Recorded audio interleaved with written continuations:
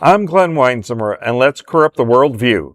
Senegal constitution now explicitly bans same-sex marriage after unanimous assembly vote. Senegal's National Assembly has unanimously approved a constitutional amendment defining marriage exclusively as a union between a man and a woman. This has led to formally ban same-sex marriage in the country. The amendment passed with all 129 lawmakers voting in favor and none opposed.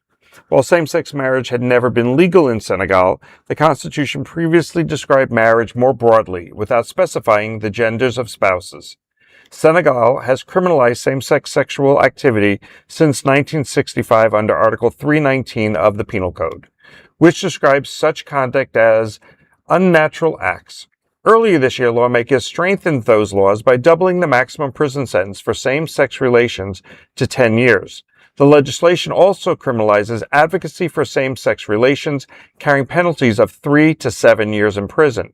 During debate on the Penal Code changes, one lawmaker declared, quote, "Homosexuals will no longer breathe in this country. Homosexuals will no longer have freedom of expression in this country," end quote. Reuters also reported that Imam Baba-car Sylla, a leader of Islamic and civil society organizations, has urged the president to sign the legislation quickly, saying, quote, "The longer it takes, the more complicated it will be, and these people, whom I consider a public danger, will continue to escape," end quote. This is so barbaric. And the thing is that this started in 1965 when they actually put it into the law. So all they're really doing right now is doubling down, bringing more attention to it, and making it more difficult for anybody who is not what they consider normal, based on the quote that was in the story. It's outrageous, but it doesn't surprise me, and nothing really has changed there except for the penalty time. People are born as we know.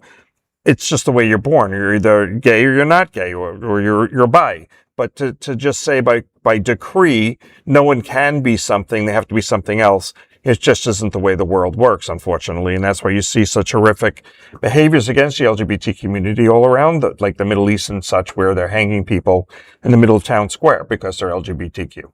Well, they're LGBTQ coming up against, against barbarians. I don't normally use that word, but I actually think it really fits. What do you say to barbarians? This Baba Sai, whatever. I don't want to be disrespectful to his culture, because some cultures produce very lovely people and some produce very ugly, barbarous people. But I have to say, if the whole voting body, over 129 representatives are all going to vote that way, well, then you're a country of barbarians, unfortunately. And I'm not saying that about the regular folks that live there. I'm not saying that about the gay folks that live there or the queer, gender non-conforming people, but the people in power are barbarians. I am so sorry that the United States currently does not have a refugee program for gay people needing to exit to third countries, and hopefully a country like South Africa or a country, some kind of a country in Africa will be able to accept the people that are going to end up being refugees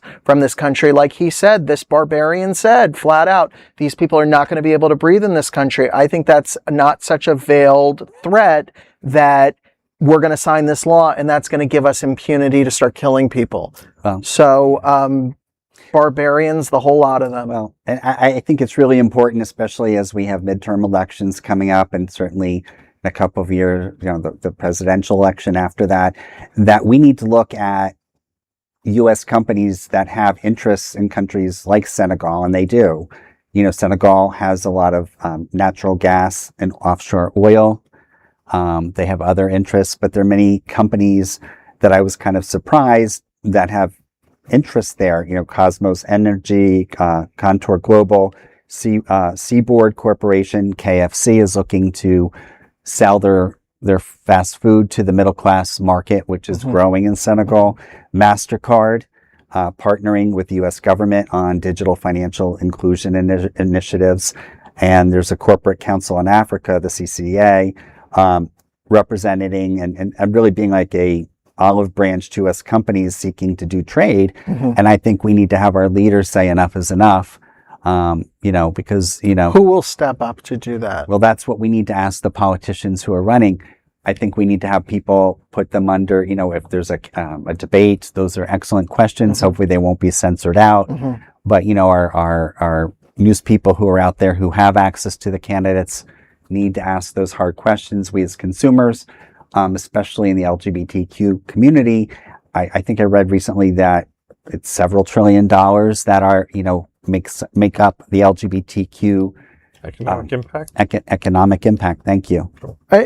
We're really in a conundrum here because as the world has become more interconnected, we're more homogenized than ever. We take our cues from the internet. We take our cues from YouTube, social media, Instagram, TikTok, you name it. We're all connected. We all see the same things.